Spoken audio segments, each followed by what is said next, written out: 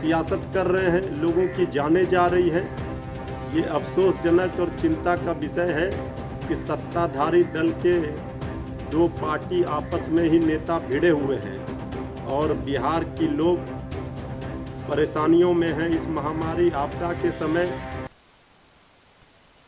नमस्कार, भारत लाइव देख रहे हैं आप। बिहार में जहां एक तरफ दवाई और ऑक्सीजन की कमी हो गई है, वहीं सत्ता पक्ष के दो सहयोगी आपस में ही भिड़ गए हैं। जदयू और भाजपा के बीच लगातार पिछले कई दिनों से हम आपको बता रहे हैं अलग अलग मुद्दों पर खींचातानी चल रही है।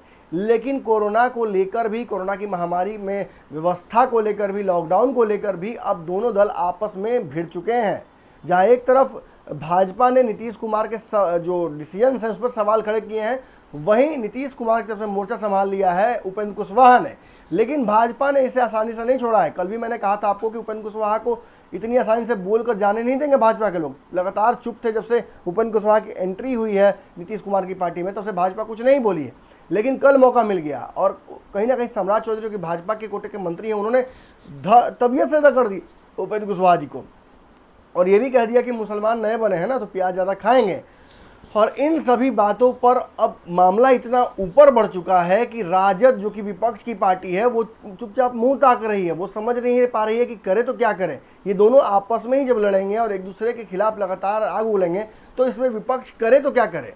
ऐसी परिस्थितियों में कहीं ना कहीं नीतीश कुमार को अल्टीमेटम दे दिया तेजस्वी यादव ने।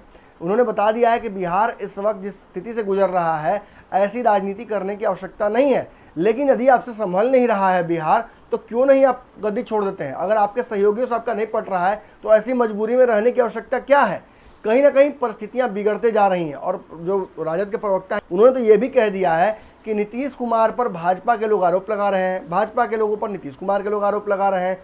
कहीं ना कहीं जो काम विपक्ष के लोग करते हैं, ये इतना बुरा हो गया है बिहार का स्थिति कि ये आपस में ही करने लगे हैं। और इन परिस्थितियों में क्या बयान दिया है उन्होंने, ये भी आप सुन लीजिए।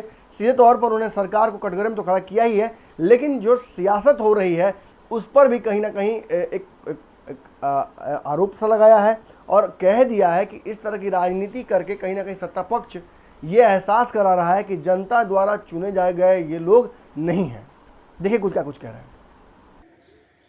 बिहार की डबल इंजन की सरकार कोरोना के कहर से क्या लड़ेगी। यहाँ तो बीजेपी जेडीयू एक दूसरे को डोज दे रही है। पहले संजय जायसवाल जी ने सरकार के फैसले पर सवाल खड़े किए तो उपेंद्र कुशवाहा जी ने संजय जायसवाल जी को नसीहत दी। फिर उपेंद्र कुशवाहा जी को सम्राट चौधरी जी ने नसीहत दी। ये आखिर क्या हो रहा है। बीजेपी जेडीयू के अंदर खाने जिस तरह से घमासान मचा हुआ है, एक दूसरे को डोज दे रहे हैं एक दूसरे दल के नेता। जेडीयू बीजेपी पर सवाल खड़े कर रही है, बीजेपी जेडीयू पर सवाल खड़े कर रहे हैं। आखिर ये हो क्या रहा है। ये कोरोना की जंग जीतने के बदले ये लोग आपस में भिड़े हुए हैं, सियासत कर रहे हैं, लोगों की जानें जा रही हैं। ये अफसोसजनक और चिंता का विषय है कि सत्ताधारी दल के दो पार्टी आपस में ही नेता भिड़े हुए हैं और बिहार की लोग परेशानियों में हैं इस महामारी आपदा के समय। ये सियासत कर रहे हैं। एक मिनट भी सत्ता में बने रहने का अधिकार इन लोगों को नहीं है। जिस तरह से भगवान के भरोसे जनता को छोड़ करके एक दूसरे पर आरोप प्रत्यारोप कर रहे हैं, कोई काम किया नहीं। और अब जब मुसीबत में फंसे हुए हैं, जब कोई समस्या का समाधान नहीं दिख रहा है, तो ये आपस में भिड़े हुए हैं।